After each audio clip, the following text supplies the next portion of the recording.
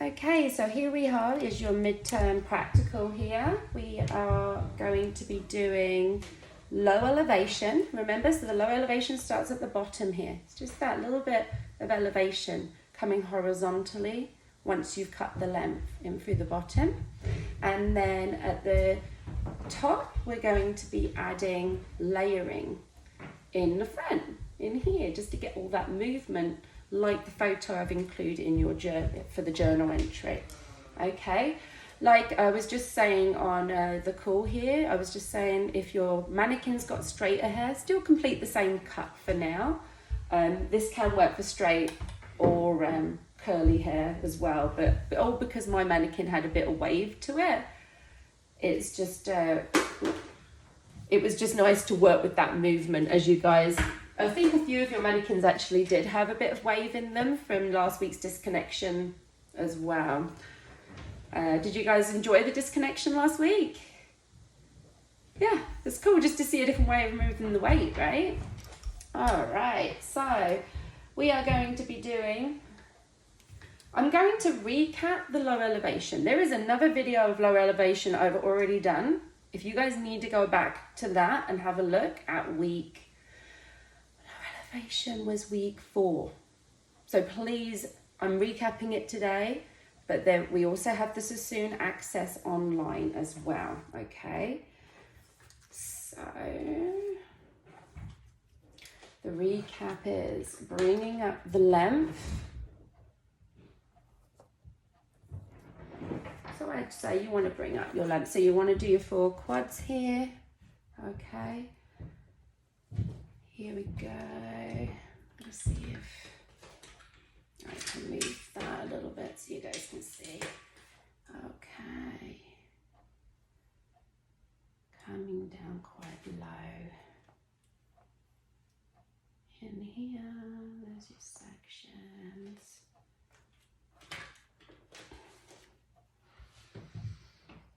So I'm just sectioning in here. Okay. And then bring your length. First line you take is no elevation. Okay? So keeping your fingers in. So depending how short you're gonna go. See, mine's getting quite close to the end here, if you guys can see. I might just go just on the scalp a little bit. I'm going to use the fine tooth of my comb for this today, okay?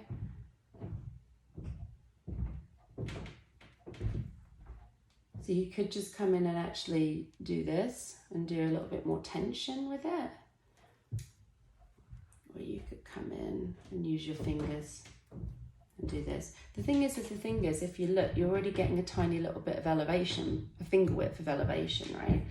So if you guys want to bring it up, a lot of you could either do this as well, use the comb, give it a little tap and come in this way too. I'm trying to see if you guys can't really see that well. Yeah. Yep, so you could either do this too. That would be less tension, as we know, because it's the wider tooth of our comb, okay? This is the most tension with your finger or the back of your hand with the fine tooth, okay? And then there is also, with that, it's already got a tiny bit of elevation if you put your little finger in the back there. And what I mean by that, what you'll find if you do it like this, is when it lays flat again, you'll see there's still a little bit of hair. It doesn't look as neat. So it's quite cool for you guys to see the differences of those 3 looks. So I'm actually going to go in with a little bit of tension because I want a nice clean line for them. Another reason for wanting to do without tension is if they've got cowlicks and swirls under here. You would use the wide tooth of your comb, come down and do this. That allows for it to move. Okay, I had a lady last night, I took this much off her hair and she had this movement in her hairline. I do this, I let her hair move a bit and then take the cut to where her hair jumps to, you know, so that it's always going to look a clean line. Because if you pull that nice and straight at that point, it's going to bounce and it's going to look uneven. And then you'll be like, why did it do that? And that's what I'm trying to like clear up in what we do in class here is, why does that happen, you know? And it's the tension that can cause that, you know? But if they've got a nice clear hairline, straighter hair like mine, like why not go in and give the tension, give that nice clean lines. Okay. So, like I say, I'm just doing a little recap here. I'm going to just show you the first bit of low elevation, and then I'm going to come on through the front, because I know I don't want to bore you all, and there is the Sassoon video. I actually was not going to do a demonstration today, but I know that you guys like my version of it as well. So I thought I'd give you a little taste of what I'm doing as well. Using the tips of your shears. Do you know what, guys? I remember when we first started doing online with my advanced group last semester, one of the best tips that one of the girls said that I came up with, take your time. There's no rush. Like if we were doing this in class, you'd have to do it all that day, right? But this, you could come back to this all week. You could just take your time. If you find you're getting frustrated, just take your time, come back to it. Rome was not built in a day. I've been doing this 20 years, right? Rome was not built in a day. Take the time. Do you know what also I was going to say as well for me? I literally trying to plan this course for you guys. I take all week. I sort of get ideas and I come back to it. So that I'm not like rushing there all one day, or I've got to try and do this. I'm like thinking of ways, how can I know that they're engaging and getting this information? That's why I do these kind of 5 points for certain things, you know, like there was 5 points last week on just telling me a haircut that you guys would think of for disconnection, which I thought it's just enforcing the information, you know, that's all I'm trying to do. And then obviously the bigger points are for more assignments and things. So there's the length in through here. Okay, so then the next point is your low elevation. So you're going to drop down your sort of half-inch section there. And now you're going to remember to bring that section from underneath you've just cut up to your low elevation. There's your low elevation right in here. Okay, I'll do this one. There we go. There it is. Okay. So funny, I actually gave this lady this whole haircut last night. It looked really good. I should actually share a picture with you guys of how good her hair looked. I got before and afters and everything. It's hard though because I can't blow dry their hair. Actually, I feel like I actually said to my client last night, I actually might record one of my actual clients for you guys in the next little bit, so you guys can get a feel of one of my clients' hair, as long as I don't mind sitting there for a long time while I describe what I'm doing. But you can see that low elevation, there it is.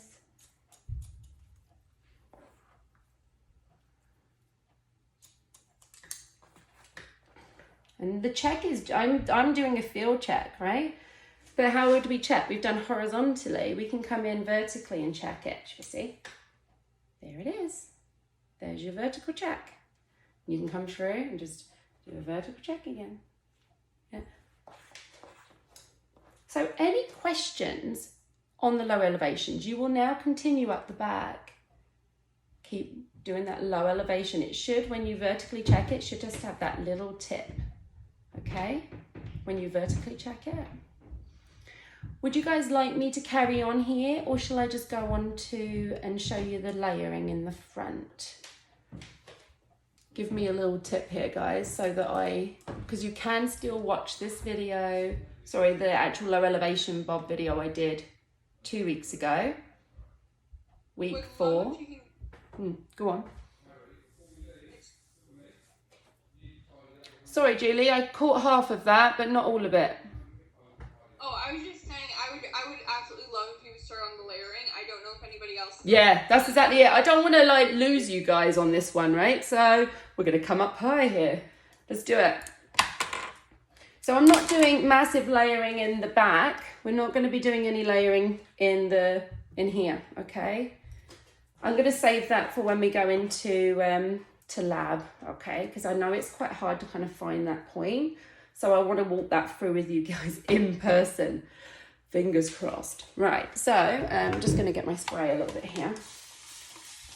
I'm going to walk you through on how to layer just the front of their hair rather than having to do all this. You might have that nice, so now what you're going to have for your midterm here is just that nice low elevation just built here, and joining the side, the backs in, okay? Just like week 4's video, okay? Now I'm going to find my mohawk where your parting is, okay? Where her parting is, not yours. So mine's on the side. Okay. There she is. Right, the parting will be in the middle of this section. So think of this kind of like the versatile fringe kind of section, but not sectioning out the fringe. We're going to use it right to the apex, okay?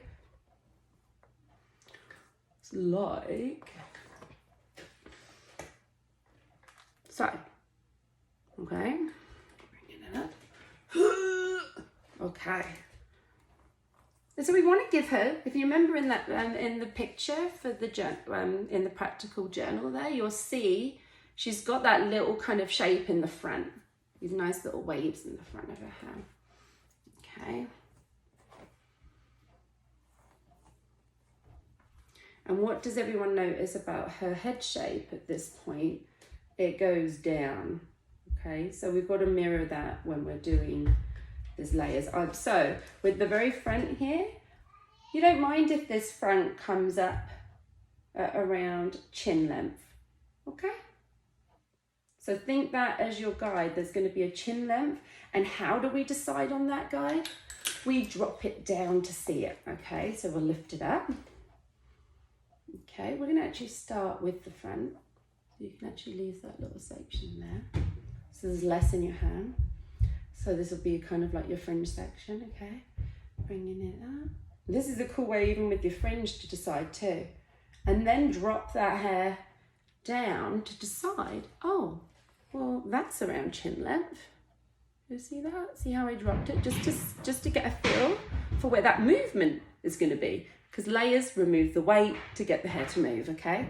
So we're talking, what, 3 inches? 3 inches there. So now bringing it back up, I've got, using the wider tooth of my comb. It's a little bit dry for my liking, to tell you the truth. Oops. Oh, apparently I'm going to ring a bell while I'm here too. There we go.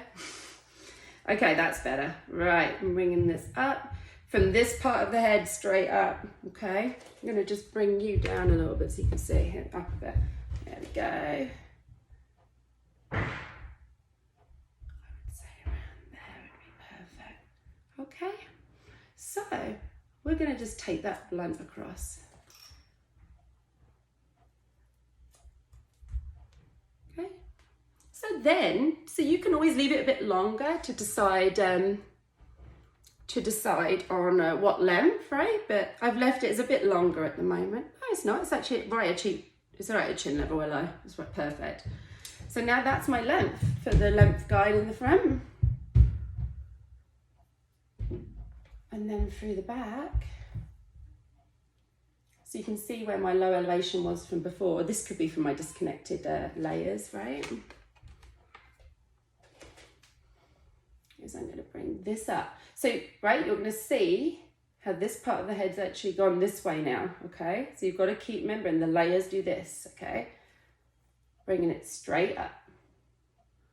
But you're going to want to make sure that where your low elevation point is from the back, that you're not going to touch. So you are going to kind of over direct that a little bit to find it. Do you see that? Because there it is right here.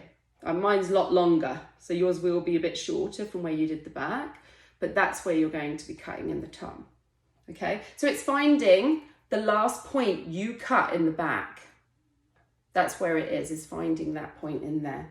Okay, I'm just doing it to what there is now so you guys can see. Okay, some of you are going to have lower elevation, some are going to have a slightly higher. It just depends on where your elevation is, okay? And that's what makes all of us a little different.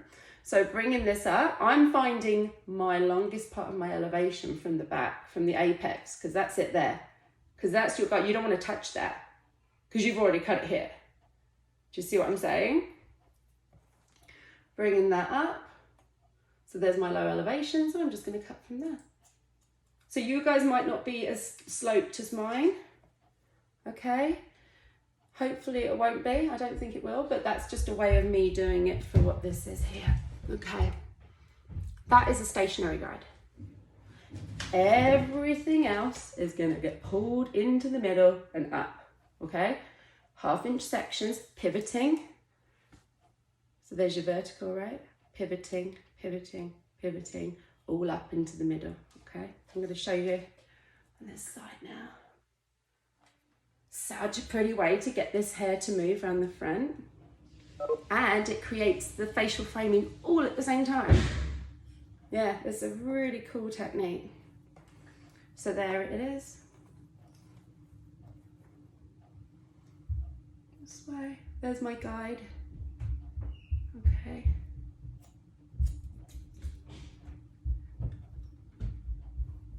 There's my guide. Where is my guide?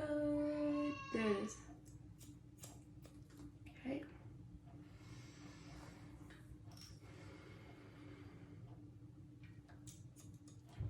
Okay.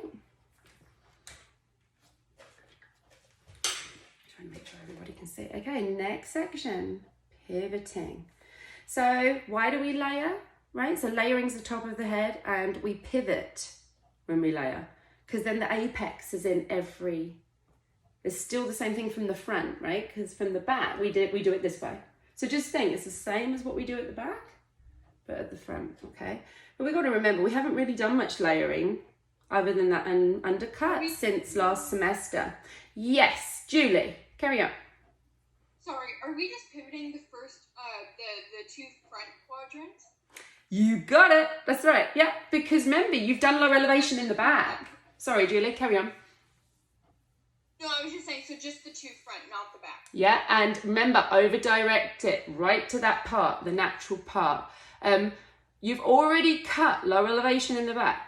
You've got to think, you've cut something already. You're not going to keep cutting it. This area is done in the back.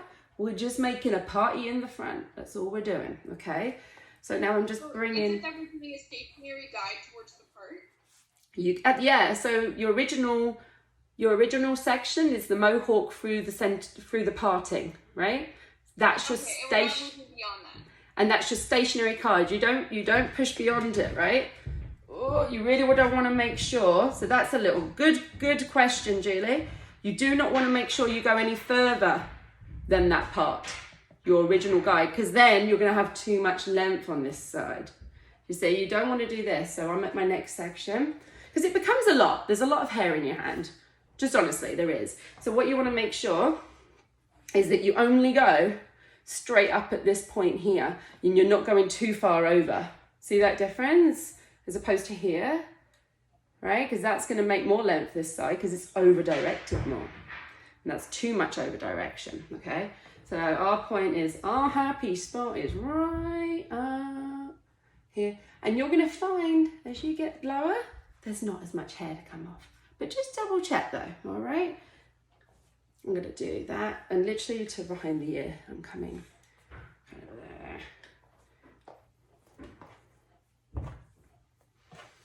This is all in this Sassoon video, guys. And it's pretty cool.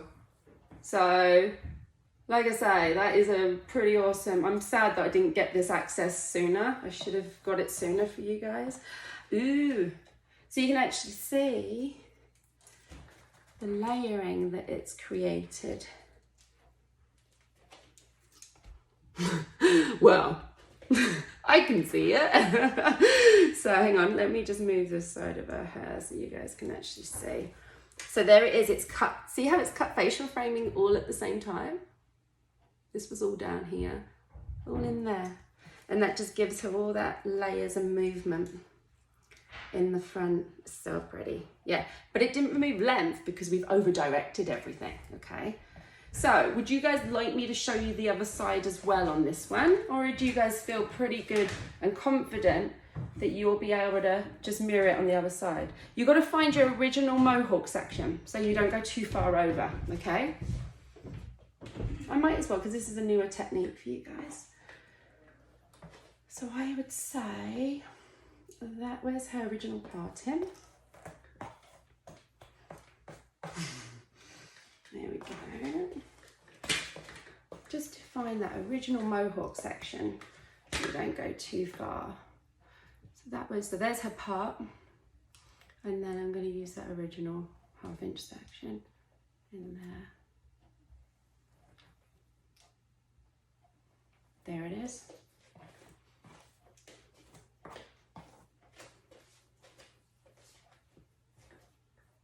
So there it is. Okay, so now I'm going to pivot on the other side, okay? Little water spray. As well.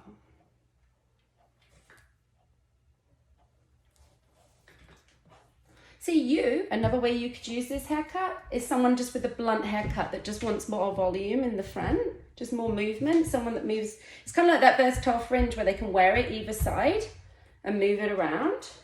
They can have blunt hair, long hair, and you could still layer their hair this way as long as you don't remove, like I say, that length, that point in the back, because that's their length, right? The apex is their length in the back. That's why you never want to touch it, okay? So I have gone stationary guide again. See how I'm pulling that in to here. Let's start at the front. I always like to start at the front and then I come back to the apex because that's where I actually had my original sort of length guide. I started in the front. It's easier to scoop into the back because that's where your guide is from the back, okay?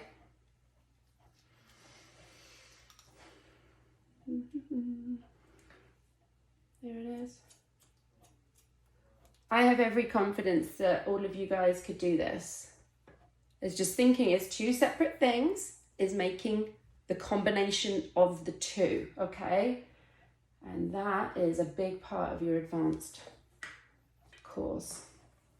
Then once you've completed this part, you can choose any texturizing technique that you would think would look good for this haircut. And it is deciding on the day how your mannequin's hair is doing. I might use something different because my mannequin is different to yours, right? And your haircut is different to mine. So you might just choose to point cut a little bit in the front, right? Or you might choose to notch out the front because she's really heavy still. She wants some more movement, right?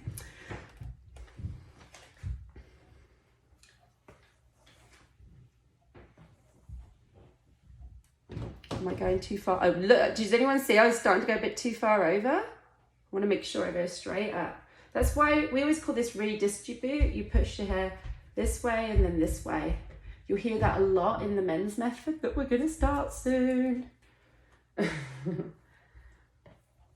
So, I really enjoy the men's method. And you know what's great about it? It goes over all the foundations of what we've just done in the last 3 semesters too. So it's summarizing it and including it in men's hair for you. So you know what you're using. So yet again, next section, pivoted up into here.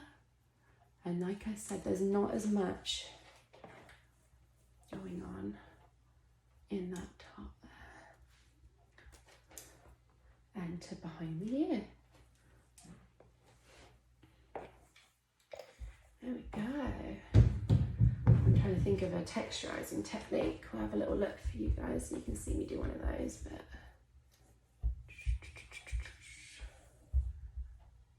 yeah, there was one or two wisps there. Okay, let's now. Great way for you to really see the layers in the movement. I love to tilt my head clients back. I get them to move their heads back a bit, and then I move all their hair for them and then get a feel for it. Get them to bring their head up so we can feel that movement for them. either way, that is like one way I love to put the finishing product in their hair, like the styling product in too. Oh, that looks so nice. I don't mind myself saying so. So now what you can do is also just strengthen the front just a little bit. Just come in.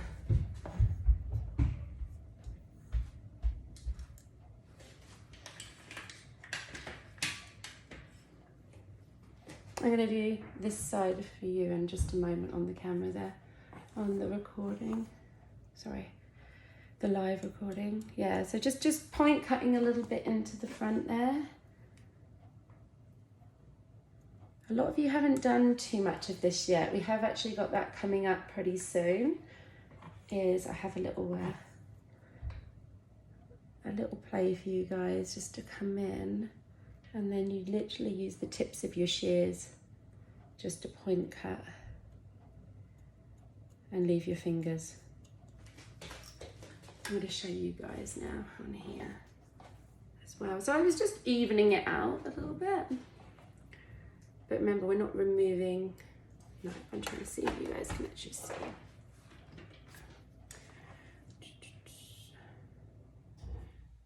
No, you can't see. How can I do this?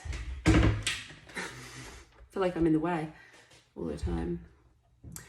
Okay, I'm going to show you via this. Yeah, so you can see there's just that little bit here. The quality of this video is probably not as good as the actual recording. That's it, just using the tips of those shears. This is called visually just freehanding. Okay. It's funny, until I started teaching, I don't think I realised everything actually had a name because I just do it, right? And you guys will too.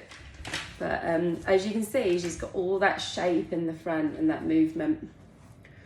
So I'm actually going to show you guys a quick texturizing technique that I'm going to use on her because I feel she needs a little bit more movement through this sort of midpoint, not right in deep into the interior, but a little bit into the interior. So I'm just going to pull that and I'm just going to slice it. Okay.